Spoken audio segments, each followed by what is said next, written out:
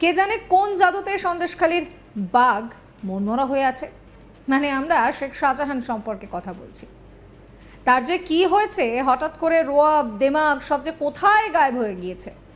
রাজ্য পুলিশের হেফাজতে থাকার সময় যে রমরমা ব্যাপারটা ছিল, সেই সাহসী ডাকাবুকো মনোভাব সিবিআই হেফাজতে যেতেই উধাও।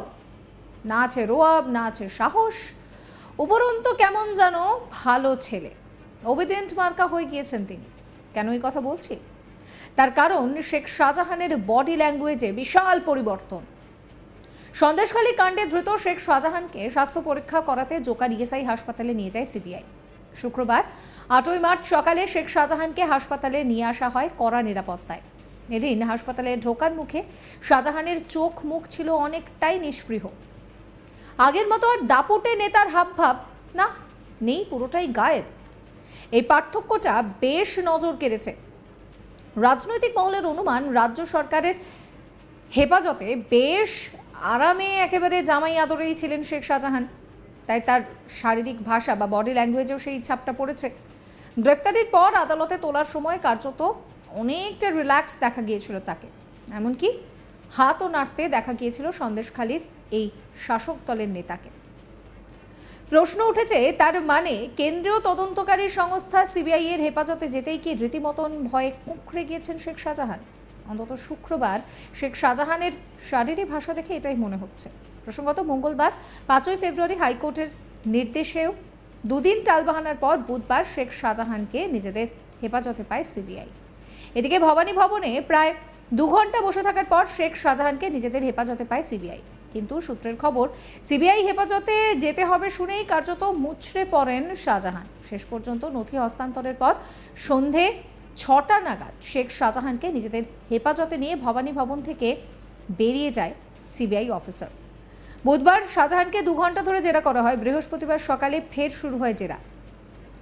জানা গিয়েছে, শাহজাহানের জন্য প্রায় 250টির একটি প্রশ্নমালা তৈরি করেছে সিবিআই। এই নিয়ে আমার কলিগ রাজেশ কি বলছেন শোনাবো আপনাদের। দেখো, এটা খুব রুটিন মেডিকেল এক্সামিনেশন। যখন কোনো এই ধরনের অপরাধীকে গ্রেফতার করা হয় বা হেফাজতে রাখা হয়, এটা রুটিন গাইডলাইন অনুযায়ী এই মেডিকেল এক্সামিনেশন করা হয় বা স্বাস্থ্য পরীক্ষা করানো হয়। একদিন অন্তর অন্তর বা যদি আদালতের কোনো সুনির্দিষ্ট বেঁধে দেওয়া দিন থাকে, তাহলে সেই নির্দেশ মেনে তার রুটিন এক্সামিনেশন করানো হয়। ঠিক সেইভাবেই আমরা দেখেছি গত পরশুদিন শেখ শাহজাহানকে হেফাজতে নিয়েছিল সিবিআই। হেফাজতে নেওয়ার আগে যারা হেফাজত হ্যান্ডওভার করে, অর্থাৎ সিআইডি, হেফাজত দেওয়ার আগে ওরা নিজেদের মতন করে সিআইডি একবার রুটিন মেডিকেল এক্সামিনেশন করে তারপর সিবিআই এর হাতে হ্যান্ডওভার দেয়। এবং সেই সময় সিবিআই কেও সাথে রাখা হয়েছিল।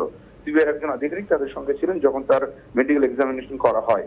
এবং যখন সিবিআই হ্যান্ডওভার নিল সিআইডি থেকে, নেওয়ার পর কিন্তু সিবিআইও নিজেদের মতন করে জোকা ইএসআই হাসপাতালে শেখ শাহজাহানের মেডিকেল এক্সামিনেশন করিয়ে নেয়। এবং প্রসঙ্গত, সিআইডি কিন্তু এসএসকেএম হাসপাতাল অর্থাৎ রাজ্য সরকারের হাসপাতালে নিয়ে গিয়ে মেডিকেল পরীক্ষা করানো হয়। এবং সিবিআই যখন সিআইডির হাত থেকে হ্যান্ডওভার নেয়, তখন তারা কেন্দ্র সরকারের অধীনস্থ হাসপাতাল ইএসআই হাসপাতাল, যেটি জোকাতে অবস্থিত, সেই হাসপাতালে নিয়ে গিয়ে তার মেডিকেল পরীক্ষা করায়। অর্থাৎ দুতরফেই মেডিকেল পরীক্ষা করানোর পরে কিন্তু শেখ শাহজাহানকে সিবিআই লকআপে নিয়ে আসা হয় নিজাম প্যালেসে। এবং তারপর গতকালকে বাদ দিয়ে আজকে একদিন, অর্থাৎ একদিন বাদে আজ শুক্রবার আবার ফের শেখ শাহজাহানের মেডিকেল করানো হয়। আজকে আমরা দেখলাম 11টা নাগাদ নিজাম প্যালেস থেকে বার করা হয় শেখ শাহজাহানকে। আজকেও সেই একই তার মধ্যে সেই একই বডি ল্যাঙ্গুয়েজ দেখেছি, ভেঙে পড়ার। তিনি পরশুদিন থেকে যেই বডি ল্যাঙ্গুয়েজ আমরা প্রত্যক্ষ করতে পারছি, তাকে নিজাম প্যালেস থেকে বার করা হয়। 11:30টা নাগাদ তিনি জোকার ইএসআই হাসপাতালে গিয়ে পৌঁছান। সিবিআই টিম কনভয় করে কেন্দ্রীয় নিরাপত্তা বাহিনীর করার নিরাপত্তা নিশ্চিত নিরাপত্তার ঘেরাটোপে তাকে নিয়ে যায় এসআই হাসপাতালে। কারণ তুমি জানো, গত পরশুদিন যখন তাকে এসআই হাসপাতাল থেকে বের করা হচ্ছিল, সে সময় বিজেপির কিছু কর্মী সমর্থকরা সেখানে জমায়েত করেছিল এবং শেখ শাহজাহানকে কাছে দেখতে পেয়ে চোর ডাকাত বলে স্লোগান দেওয়া হয়, তার বিরুদ্ধে কটাক্ষ করা হয়। সে কথা মাথায় রেখে কিন্তু আজকে কলকাতা পুলিশের তরফেও বেশ কিছু বাহিনী মোতায়েন করা হয়েছিল। এবং তারপরে 11:30টা নাগাদ তাকে জোকা ইএসআই হাসপাতালে তিনি প্রবেশ করেন। সিবিআই টিম তাকে কনভয় করে নিয়ে যায় কেন্দ্রীয় নিরাপত্তা বাহিনীর নিরাপত্তার ঘেরাটোপে। এবং তারপরে আমরা দেখলাম তাকে ভেতরে নিয়ে যাওয়া হয়। সেখানে জোকা ইএসআই হাসপাতালের চিকিৎসকরা তাকে খুঁটিয়ে খুঁটিয়ে পরীক্ষা করে দেখেন। তার প্রেশার থেকে শুরু করে সুগার সমস্ত কিছু দেখা হয় এবং তার আরো বিভিন্ন পরীক্ষা নিরীক্ষা করানো হয়। তারপরে আমরা দেখলাম এই দুপুর 1টা নাগাদ, এই মুহূর্তে যখন আমি কথা বলছি তার থেকে ঠিক 15 মিনিট আগে শেখ শাহজাহানকে নিয়ে বেরিয়ে যায়। শেখ শাহজাহানকে সেখান থেকে সিবিআই এর আধিকারিকরা ফের গাড়িতে তুলে নিজাম প্যালেসের উদ্দেশ্যে রওনা দিয়েছে। এই মুহূর্তে নিজাম প্যালেস, যেখানে কলকাতা সিবিআই দপ্তর রয়েছে, এই সেই দপ্তরে নিয়ে যাওয়া হচ্ছে শেখ শাহজাহানকে। তুমি যাকে বেতাজ বাদশা এবং সুবোধ বালক বলে সম্বোধন করলে, রাজ্যের বিরোধী দলনেতা শুভেন্দু অধিকারী তাকে কিন্তু বাঘ এবং লিঙ্কটিদের সঙ্গে তুলনা করেছেন। গতকালকেই তিনি টুইট করেছেন দুটো ভিডিও, যে দুটো ভিডিওর কথা তুমি বললে, একটি 29শে ফেব্রুয়ারি আর একটি 6 মার্চ। এই দুদিনের ভিডিও একসঙ্গে টুইট করে কিন্তু শুভেন্দু অধিকারী, রাজ্যের বিরোধী দলনেতা, তিনিও একই রকম ভাবে কটাক্ষ করেছেন। তিনি একদিকে যে ছবি দেখিয়েছেন যে রাজ্য পুলিশের অধীনে বেতাজ বাদশা বাঘ, এবং আরেকদিকে কেন্দ্রীয় পুলিশের হাতে তাকে নেংটিদুর বলে কটাক্ষ করেছেন। এই কটাক্ষ শুনতে হচ্ছে শেখ শাহজাহানকে, তার কারণ তার বডি ল্যাঙ্গুয়েজ, তার এক্সপ্রেশন কিন্তু যথেষ্ট চোখে পড়ার মতন। সেটা কিন্তু সকলের চোখ এড়িয়ে যেতে পারেনি তার যে পরিবর্তন।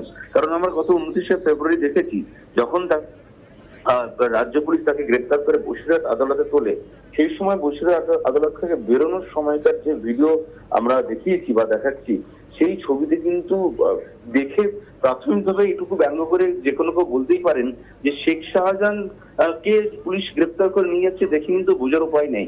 উল্টো সেই ছবিটি দেখলে মনে হচ্ছে শেখ শাহজাহান যেন পুলিশকে গ্রেপ্তার করে নিয়ে যাচ্ছে। তার কারণ শেখ শাহজাহান আগে আগে হাঁটছেন এবং সেই ভিডিওতে দেখাচ্ছে পেছনে পুলিশ কর্মীরা হাঁটছেন। এবং তোমাকে বললে কি, পেছনে যাদেরকে দেখা যাচ্ছে তারা কিন্তু সবাই নেহাত কনস্টেবল নন। শেখ শাহজাহানের সব থেকে পেছনে যাকে দেখা যাচ্ছে ওই ভিডিওতে, সব থেকে কাছে তার পেছন দিকে যাকে হাঁটতে দেখা যাচ্ছে, তিনি কিন্তু স্বয়ং বসিরহাটের আইসি, অর্থাৎ ইন্সপেক্টর ইনচার্জ। তিনি একজন ইন্সপেক্টর পদমর্যাদার আধিকারিক, অর্থাৎ তিনি থানার ভারপ্রাপ্ত আধিকারিক বা একটি থানার সর্বোচ্চ আধিকারিক। তিনি যখন শেখ শাহজাহানের পেছনে হাঁটছেন, তিনিও কিন্তু শেখ শাহজাহান বা সেই সময় তিনি একজন ধৃত অভিযুক্ত, গ্রেপ্তার হওয়া অভিযুক্ত, তার হাত ধরার সাহস বা স্পর্ধা সম্ভবত তিনি দেখাননি বা দেখাতে চাননি। তার কারণ আদালতে যখন কোনো ধৃতকে তোলা হয়, তখন কিন্তু সেই আসামি বা সেই ধৃতের কিন্তু হাত ধরে পুলিশ তাকে নিয়ে যায় যে কোনো রকম অন্য কিছু সম্ভাবনা এড়ানোর জন্য। কিন্তু সেদিন কিন্তু শেখ শাহজাহানের হাত ধরতেও কাউকে দেখা যায়নি।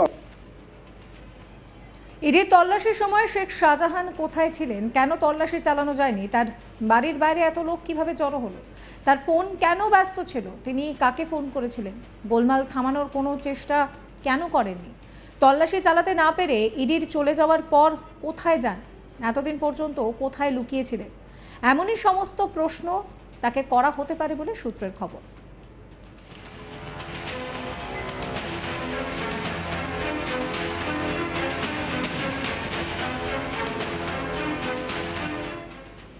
সাবস্ক্রাইব করবেন আজ তাক বাংলার ইউটিউব চ্যানেলকে, ফলো করতে ভুলবেন না আজ তাক বাংলার হোয়াটসঅ্যাপ চ্যানেলও।